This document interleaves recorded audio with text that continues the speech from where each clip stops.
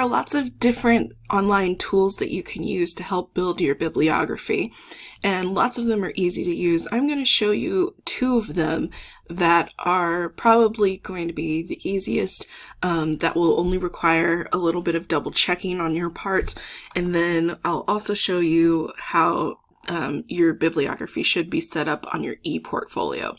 So this will cover both your lesson for the day and your ePortfolio work in this video.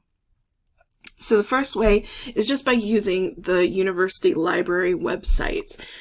So let's say you're doing food and travel for your topic, and you need to find something on the travel industry, or whatever it is that you're researching. So you put in, or let's say, here we go, food and travel or food and culture. And you want to quote the documentary we watched, Soul Food Junkies. Put it in here. So this is the actual video. And if you click on the source for the library, it'll take you to this page that gives you some data on the video. And right here where it says citation, if you click on that, it'll bring up different citations for this. So you'll want to use the most updated version that they have. And then all you have to do is copy it to your clipboard. Now you do want to double check this, because as you can see here, this doesn't have some of the information. So if you are looking to double check and make sure that your MLA citations are correct, all you have to do is go to Purdue OWL, their online writing lab, and that is the formatting guide that we've been using. So what I'm actually going to do is look up documentary citations. It's bringing up APA first, but I'll just look up MLA. And as you can see, there's other citation creators like EasyBib and Cite4Me, but OWL Purdue has the how-tos that are kind of the most in-depth. So, published conference proceedings, films or movies. All right, so as you can see here, they've got the whole citation that you can double check against. So if you were looking at Soul Food Junkies, really it only has the title, so you would want to make sure that you fill in the rest of the data. Now the second way is Google Scholar, and this is kind of the same thing as the university library. So let's say you looked up an article on here and you wanted to cite this one. It's got the same little quotation marks, so you press that, and then you would copy. If you're using MLA, you would copy this one. If you're using APA, then you would copy that one. So those are two of the tools. And now if we go to our ePortfolio, the way your blog or your ePortfolio should be set up is you'll have an actual page for your multimedia essay. And so what I'd like you to do is to go ahead and create a new page for your bibliography.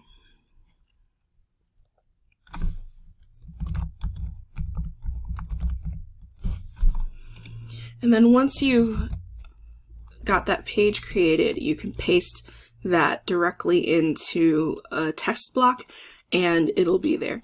Now remember, you do need to make sure that everything is there the way it should be. So for MLA, the author's name with the last name first, for the first author, and then it's regular for the rest of them.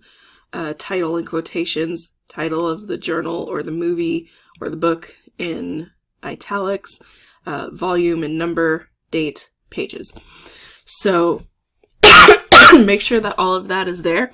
If it's not there, for example, if you were quoting Soul Food Junkies, then you would want to make sure that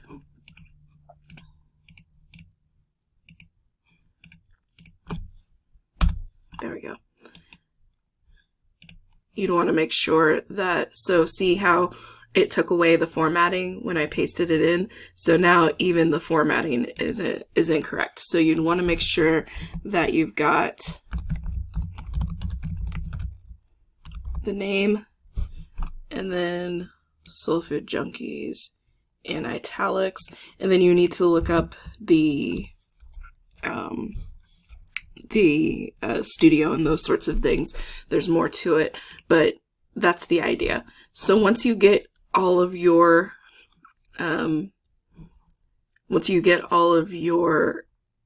articles cited, you'll also want to make sure that you're citing your multimedia. So if you were to use, let's say, a YouTube video, and I'm going to use Winging It with Paul Lucas.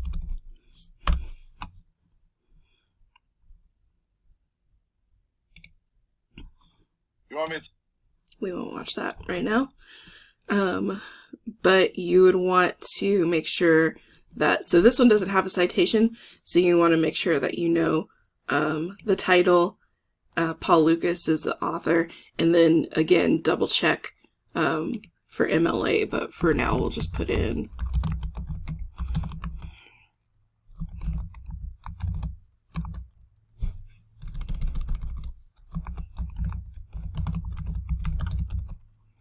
Qatar Airlines, ... and then the rest of the information. So make sure that you are citing your multimedia, pictures and all, where you get them and those sorts of things. So you should be using something like Creative Commons or Unsplash to find your pictures, but each picture does come with an author or at least a handle, so make sure that you are citing those. All right, so now the bibliography is live, so we're going to go view the page, and our stuff is there. For this, you don't have to worry about doing the indent. If you were doing this as a paper-based project, then you would need to do a hanging indent for the second line. However, some of your themes don't allow for you to do that and have it look nice, so we're just going to do the list. But do make sure that the rest of the citation is done properly. So for the rest of your bibliography work, what we want to do is add it as a drop down to the menu you have. So when I hover over multimedia essay, I should be able to see bibliography here. So we're going to go back to our dashboard real fast. And under appearance, there is menus.